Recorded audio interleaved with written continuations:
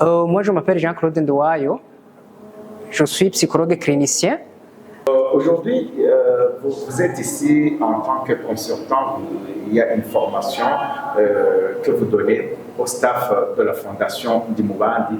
Pourriez-vous savoir en quoi consiste effectivement cette formation? Merci beaucoup. Cette formation consiste à former donc le personnel, le staff de la Fondation Dimubandi pour que ce staff puisse accueillir conformément et aussi avec bienveillance les enfants qui les accueillent aujourd'hui. Parce que ce sont des enfants qui ont le passé qui n'est pas du tout facile. C'est le passé auquel je vais dire que c'est le passé auquel les enfants ont eu des difficultés, des traumatismes différents, que ce soit des traumatismes physiques, psychologiques et émotionnels. Donc, cette formation vise à renforcer les capacités pour un accueil chaleureux, pour un accueil bienveillant de chaque enfant qui vient donc dans le centre. Vous, en tant qu'expert qui suivait cette situation jour au jour, quelles sont les cicatrices psychologiques que vous avez déjà observées ou bien que vous observez chez les enfants, de tels enfants, les enfants de gens? Ok, merci beaucoup de la question. Ces enfants connaissent des cicatrices, que ce soit physiques, psychologiques, voire même, je pense que si on dit des cicatrices, il y a aussi des cicatrices verbaux, parce qu'il y a des mots douloureux que donc les parents ou même les leurs ont déjà prononcés envers ces enfants. Donc ces enfants connaissent des cicatrices physiques, psychologiques, voire même verbaux. Raison pour laquelle on est en train de former donc le staff, afin que ce staff puisse avoir la capacité, avoir une notion sur les enfants traumatisés, afin que ces enfants puissent restaurer le bien-être pour que ces enfants soient les enfants de demain, d'aujourd'hui, de demain. Nous voudrions savoir quelle devrait être l'attitude de ces gens qui accueillent ces enfants dans ces centres de Dimubandi pour que la prise en charge soit vraiment une prise en charge qui est de bonne qualité. Merci beaucoup. Vous savez que de toutes les façons, si les enfants sont traumatisés, prenons par exemple avec les parents, ou bien avec les proches, ou bien avec n'importe qui, vous savez qu'un enfant traumatisé avec un adulte, c'est un peu très difficile pour que cet enfant soit restauré. Raison pour laquelle la formation pour laquelle on vient juste pour animer, c'est la formation qui vise à améliorer la capacité donc, du staff, afin que ce staff soit bienveillant, ce staff soit accueillant envers ses enfants, pour que ces enfants ne puissent tomber dans le piège qu'ils ont été tombés donc, dans les années passées ou dans les jours passés, lors de les problèmes rencontrés dans les familles ou ailleurs. Merci beaucoup. Je m'appelle Aline Chimha, je suis administrateur général de la Fondation Dimubandi. Oui, Madame Aline, aujourd'hui, vous avez organisé une séance de formation à l'intention du staff de la Fondation Dimubandi. Pourriez-vous savoir effectivement l'objectif, en quoi consiste cette formation, l'objectif? Ok, la formation qui a débuté aujourd'hui à Dimubandi Foundation, en collaboration avec l'association Young for Christ, a pour le but de sensibiliser le staff de la Fondation sur le comment gérer ces enfants que nous accueillons dans nos centres, comment les gérer et comment vivre avec ces enfants, comment les protéger, comment les encadrer en général. Et avant juste d'organiser cette séance, y aurait-il vraiment des problèmes ou bien une problématique que vous aviez constatée dans vos centres? Je dirais non et oui, mais cette formation, ça fait partie de l'un de nos objectifs en Fondation Dimubandi, puisque à tout prix, comme le staff de la Fondation, nous devons avoir ces connaissances, nous devons avoir comment s'y prendre, comment interagir avec ces enfants. C'est pourquoi, d'ailleurs, c'est le début. On pourra avoir d'autres formations selon la nécessité.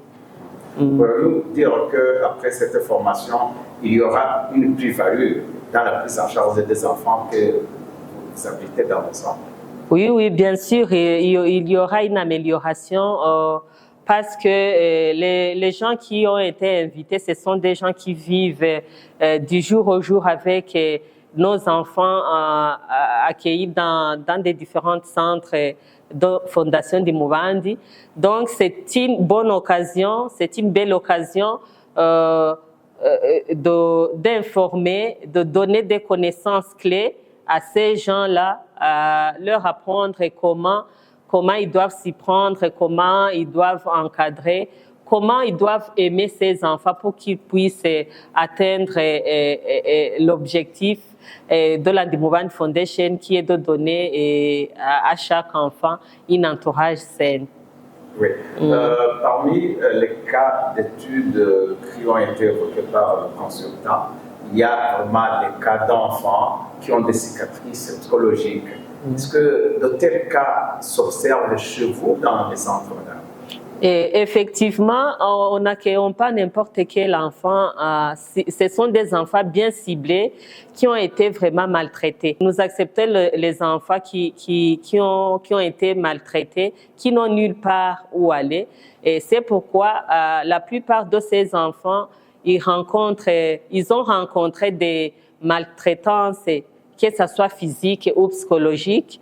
Et des cas concrets, on a des enfants qui ont été maltraités par leur belle-mère ou bien des enfants qui ont été jetés à leur naissance. Donc, ce sont des enfants qui ont des différents problèmes et qui nécessitent vraiment qu'ils soient bien traités, qu'ils soient bien entourés, qu'ils se sentent comme en famille. Y aurait-il un appel quelconque que vous pourriez lancer à ceux qui sont dans la formation?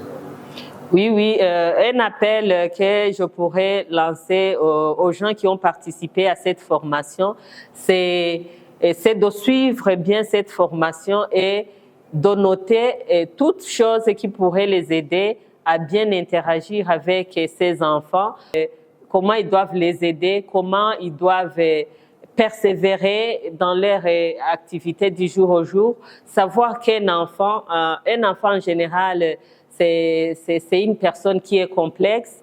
C'est comme nos enfants, on doit les encadrer, on doit les aimer, on doit les accompagner et essayer de les aider en général. Vous prenez en charge des enfants qui ont été traumatisés par certains des membres de leur famille. Et qu'est-ce que vous préconisez pour ces membres de leur famille-là qui ne respectent pas les droits de l'enfant afin de limiter la continuité des traumatismes? L'une des missions de la Fondation Dimubandi, on fera des sensibilisations au niveau national pour les différentes familles, que ce soit aux familles qui ont maltraité les enfants ou bien les familles normales. Donc, on fera un appel à tout à chacun de veiller sur la protection de l'enfant, veiller sur le droit de l'enfant, ne pas fermer les yeux au cas des enfants qui sont maltraités ici et là. D'ailleurs, nous avons parmi les composants du staff de la Fondation, nous avons des avocats qui sont chargés à poursuivre si les enfants ont leurs droits dans leur famille d'origine. Donc, ça sera l'une de nos activités de savoir d'où vient l'enfant. Est-ce que l'enfant possède toujours sa famille? Est-ce que l'enfant a eu son héritage? Donc, tout ça, ça sera des préoccupations de la Fondation Dimubandi pour protéger l'enfant en général et pour que les enfants se sentent bien entourés. Et au niveau des lois, nous avons un avocat chargé de ça, donc qui veillera à ce que tout enfant soit protégé et au niveau de la loi.